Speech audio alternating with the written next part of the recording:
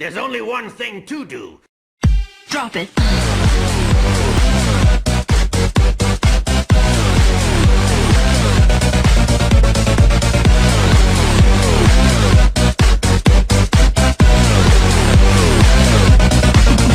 Yeah.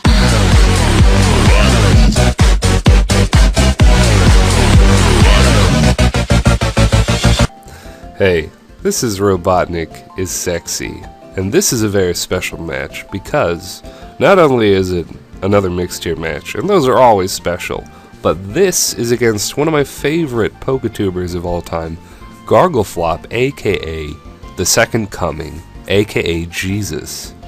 And I will, of course, leave his link in the description and urge you to go check him out because I am endlessly entertained by his Wi-Fi battles.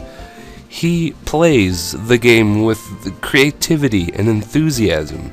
He handcrafts his own trademark movesets and doesn't prescribe to or subscribe to any of the Smogon sets per se. And he just has the most creative battles because you never know what you're going to see. And that is why I really enjoy watching his battles. Not saying that I'm anti-Smogon. I love the shit out of Smogon, but it's nice to see battles where you don't see the same cookie cutter guys over and over, and it's just fun. It's fun. But anyway, let's do a little team analysis. Analysis. I got the double weather, double ghost team. I used it once before, and Black Kiram was the bane of my existence because I forgot that he resisted grass, so that's my bad. But got the defensive core of Eviolite Dusclops and Regenerator Alamamala. I have never had to really use them to sponge hits. Actually, the first time I used this team, they were destroyed, like, immediately. So, maybe they're not that great. But I have replaced Claydol with the Sandslash, nicknamed Kohare after my Sandslash in my unfortunately aborted Leaf Green Nuzlocke. I had a Sandslash named Kohare, which is also the name of a friend of mine, so that's nice. He's Kohare. He's nice. He's got split attack and HP, like, I don't know, like 124 attack and 132 HP or something like that. Andrew Vivella recommended it to me, and it works pretty well. But yeah, his team have no idea what I'm facing, but I noticed that he brought 4 OUs, and I told him I was bringing a mixed tier team, so not exactly pleased with the sight of 4 OUs, but I also know that this is Gargleflop. This is the man. He can use any Pokemon and make it good, and he can use a top tier Pokemon and make it like a supportive wall. So, like, yeah, you'll see in a second. Let's just get it on. Let's get it started. Let's go. So, I'm gonna face Jesus. I actually had trouble connecting with Jesus, and in the Wi-Fi room it said I could not connect with Jesus, and it was pretty hilarious. I wanted to take a picture, but I didn't. So, turn 1, we're gonna go 4th gen style. We're gonna get up our stealth rocks, because that's the thing to do.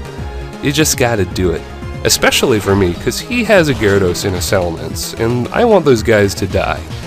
So, any way I can hinder them with stealth rocks, you know, forcing them to not switch in as much, definitely useful there. So,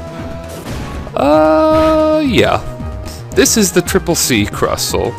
He's got counter, almost kills me, and then he's gonna whip out that Kutsa Berry, and then finish me off with a 1-2 counter X-Scissor combo of insane coolness. He killed me right then and there, completely blew my socks off like little rockets. They just flew away. And he just dispatched of my Sandslash before I could use Rapid Spin. I really should have used it sooner. And that's that. That is his Crustle set. People should use it. It is good. But one problem with the Crustle set, he is a mono attacking with X-Scissor, and Gengar quad resists bugs, so that is a free substitute. So I'm pretty much set up to hit anything he's got pretty hard. But in comes Lopunny. In hops Lopunny. And, you know, I'm just going to go for Focus Blast, hoping it will kill, but of course I'm going to miss. And then he encores me into it. And he is more than likely carrying a defensive Starmie, so that is pretty shitty. Because now that I'm locked into Focus Blast, of course he's just going to switch into it. And, you know, I could have double switched into T-Tar and used Choice Band of Pursuit, and that actually would have been really awesome. But, yeah, I'm not sure if that would have worked out, because his Starmie is a bit weird. It has the copy type thing, so he would have copied my type so that Pursuit wouldn't have killed, and then he would have surfed me, whatever that is. So I'm just going to go for the option number 1, which is stay in and go for Focus Blast. Turns out to be the right move, as I critical hit him, and it does over half. That's incredible damage. But now I'm just going to switch into Yellow Snow, hoping that he's not going to predict that and use Rapid Spin, and he doesn't. He just goes for Surf. And this is, of course, my choice, Scarfed Obama. And he is going to manage to outspeed the Starmie and kill it with the Grass Knot, which is amazing to me, because first of all, I wasn't even sure if I could outrun a Starmie with Scarf. And second of all, I don't know how heavy Starmie is. I know he's like at below half, but, you know, I don't know how bulky it is, and, you know, so, but it ends up working out. So in comes Mamoswine, the biggest threat on his team. But he doesn't go for Ice Shard, he goes for Roar, and did you see that? I missed Grass Knot, because he has the fraggin' Snow Cloak ability, and he apologized for that. But the matter of the fact is, his team is 2 years old, and he doesn't give a shit. And this is Gargleflop we're talking about. He is supreme Poketuber coolness in his own little way. But, you know, just going on a hunch that he doesn't even have Ice Shard at this point, since he used Roar, and he didn't Ice Shard my Abomasnow to death, I'm just going to sit in and go for Focus Blast, thankfully hit it, and that actually takes out Mamoswine, because I guess the Stealth Rock damage helped me to kill it, so, I don't know, that's cool. So, in comes Gyarados. Had I been carrying Thunderbolt, this would have been delicious, but of course, I'm the sub-disable set. Maybe even he figured that out, because I have used, you know, I used Substitute on, like, turn 6 or something, but yeah, I'm just gonna leave Gengar in, because I feel like he's done a good job, but he's gonna go for Hydro Pump, and of course, you know, Gyarados cannot use Hydro Pump very well. It has very poor special attack, so I'm actually gonna live that and disable his Hydro Pump, and it works. He falls for it hook, line, and sinker, which is great, because now he's going to take a little chip of hail damage, and that is definitely going to mean that I will take him out with the Shadow Ball. And now that his Starmie is fainted, Gengar is pretty much free to rape his team, so that's kind of bad, I would say. I mean, Lopunny is there, you can lock me into Focus Blast, but you know, the only thing you have to resist Focus Blast is Salamence at this point, and you don't really want him to switch into Stealth Rock, so pretty much a good situation for me all around. But, you know, I'm going to predict the Encore this time, just switch into Reptar, who is the Choice-Banded Tyranitar. This is now the second time I've ever used Choice-Band Tyranitar, and I'm still loving it. And, you know, he doesn't have Flame Orb, so he's not going to trick me that he's carrying the leftovers, so you know, he goes for Encore, it fails because he switched in. I'm thinking, you know, I really ought to lock myself into Stone Edge. It'll probably miss, but it's the best thing I have to kill his Gyarados and Salamence should they eventually come in. But he's going to actually charm me. That is one hell of a charming bunny, because he weakens my attack so much that he lives a Choice-Banded Stone Edge from Tyranitar. Not only that, he's gonna copycat it and shoot it right back at my face. And, you know, it does nothing because it's a Lopunny, but, you know, that's pretty cool. And I just have to say, I was tempted to switch out into Gengar or Abomasnow on that turn, and I think he was predicting that. I think he was picking up on that vibe. And had I switched into a copycat Stone Edge, I would have been out of one of those two Pokemon, and that, you know, of course, wouldn't have been good.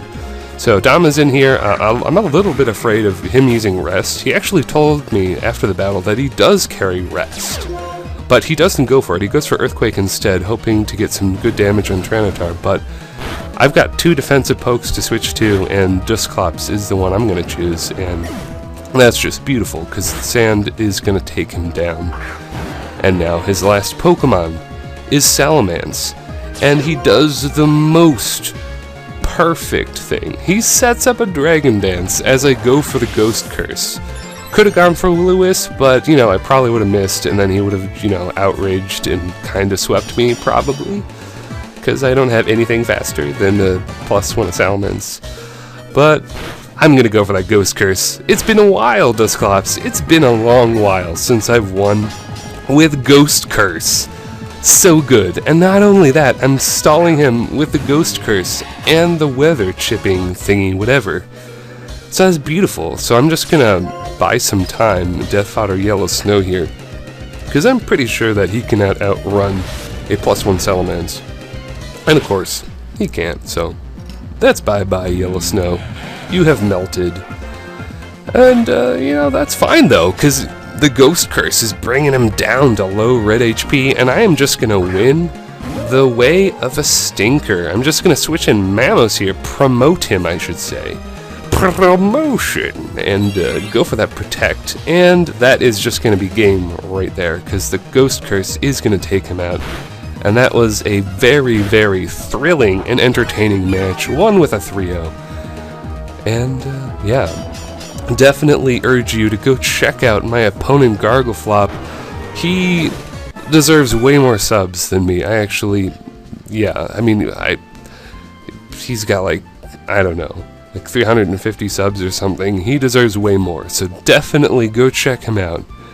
He's super creative, and he's one of a kind. That's all I can really say, and that is why he is so entertaining. So go check him out if you enjoyed this video as much as I did. And I enjoyed it kind of a lot. Leave a like rating and a comment, and of course I will see you later, YouTube.